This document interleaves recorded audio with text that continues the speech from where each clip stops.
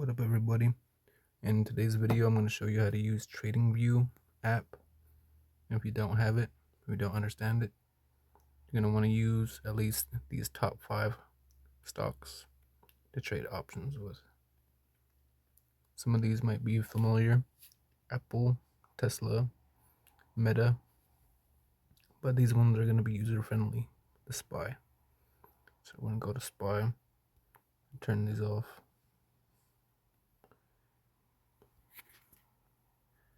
Now you can see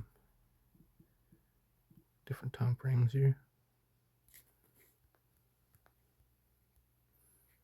Alright, add these back on.